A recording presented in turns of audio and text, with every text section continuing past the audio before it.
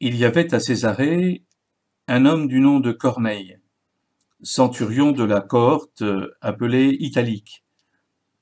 C'était quelqu'un de grande piété qui craignait Dieu, lui et tous les gens de sa maison. Il faisait de larges aumônes au peuple juif et priait Dieu sans cesse. Vers la 9e heure du jour, il eut la vision très claire d'un ange de Dieu qui entrait chez lui et lui disait « Corneille ». Celui-ci le fixa du regard et saisi de crainte demanda « Qu'y a-t-il, Seigneur ?» L'ange lui répondit « Tes prières et tes aumônes sont montées devant Dieu pour qu'il se souvienne de toi. Et maintenant, envoie des hommes à Jaffa et fais venir un certain Simon surnommé Pierre. Il est logé chez un autre Simon qui travaille le cuir et dont la maison est au bord de la mer. » Après le départ de l'ange qui lui avait parlé, il appela 2 de ses domestiques et l'un des soldats attachés à son service, un homme de grande piété. Leur ayant tout expliqué, il les envoya à Jaffa. Le lendemain, tandis qu'ils étaient en route et s'approchaient de la ville, Pierre monta sur la terrasse de la maison vers midi pour prier. Saisi par la faim, il voulut prendre quelque chose. Pendant qu'on lui préparait à manger, il tomba en extase. Il contemplait le ciel ouvert et un objet qui descendait. On aurait dit une grande toile tenue aux 4 coins et qui se posait sur la terre. Il y avait dedans tous les quadrupèdes, tous les reptiles de la terre et tous les oiseaux du ciel. Et une voix s'adressa à lui, « Debout, Pierre, offre-les en sacrifice et mange. » Pierre dit, « Certainement pas, Seigneur, je n'ai jamais pris d'aliments interdits et impurs. » À nouveau, pour la 2e fois, la voix s'adressa à lui. « Ce que Dieu a déclaré pur, toi, ne le déclare pas interdit. » Cela se produisit par 3 fois, et aussitôt après, l'objet fut emporté au ciel. Comme Pierre était tout perplexe sur ce que pouvait signifier cette vision, voici que les envoyés de Corneille, s'étant renseignés sur la maison de Simon, survinrent à la porte. Ils appelèrent pour demander « Est-ce que Simon, surnommé Pierre, est logé ici ?» Comme Pierre réfléchissait encore à sa vision, l'Esprit lui dit « Voilà 3 hommes qui te cherchent. Eh bien, debout, descends, et pars avec eux sans hésiter, car c'est moi qui les ai envoyés. » Pierre descendit trouver les hommes et leur dit « Me voici, je suis celui que vous cherchez. Pour quelle raison êtes-vous là ?»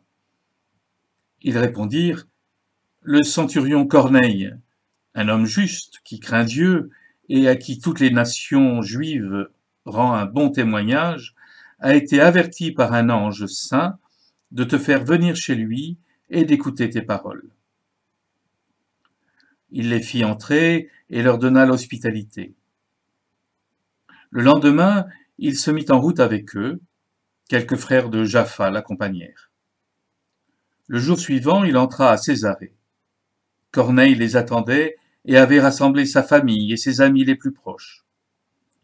Comme Pierre arrivait, Corneille vint à sa rencontre et, tombant à ses pieds, il se prosterna. Mais Pierre le releva en disant « Lève-toi, je ne suis qu'un homme, moi aussi. » Tout en conversant avec lui, il entra et il trouva beaucoup de gens réunis. Il leur dit « Vous savez qu'un juif n'est pas autorisé à fréquenter un étranger, ni à entrer en contact avec lui. Mais à moi, Dieu a montré qu'il ne fallait déclarer interdit ou impur aucun être humain.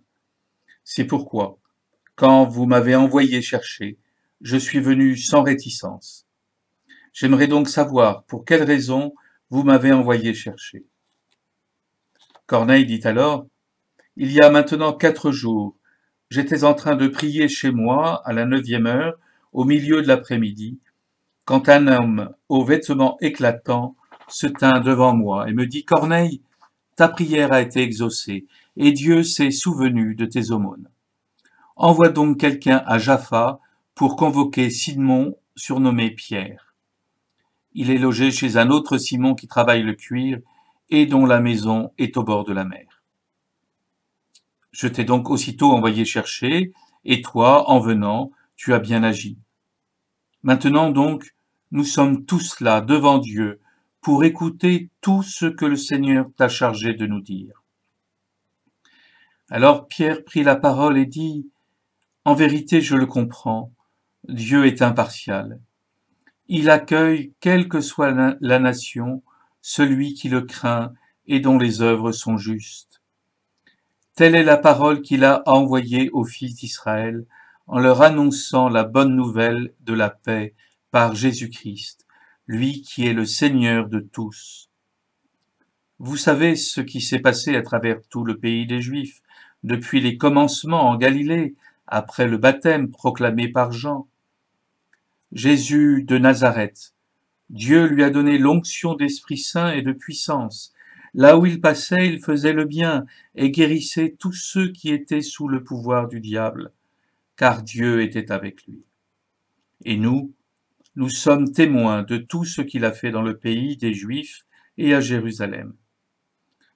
Celui qu'ils ont supprimé en le suspendant au bois du supplice, Dieu l'a ressuscité le troisième jour. Il lui a donné de se manifester non pas à tout le peuple, mais à des témoins que Dieu avait choisis d'avance, à nous qui avons mangé et bu avec lui après sa résurrection d'entre les morts. Dieu nous a chargés d'annoncer au peuple et de témoigner que lui-même l'a établi juge des vivants et des morts. C'est à Jésus que tous les prophètes rendent ce témoignage. Quiconque croit en lui reçoit par son nom le pardon des péchés.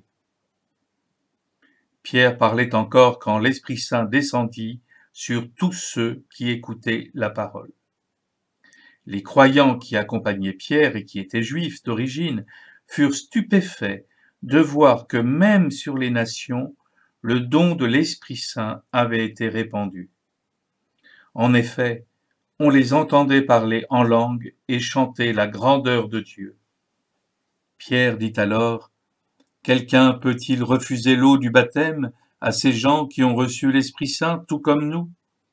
Et il donna l'ordre de les baptiser au nom de Jésus-Christ. Alors ils lui demandèrent de rester quelques jours avec eux.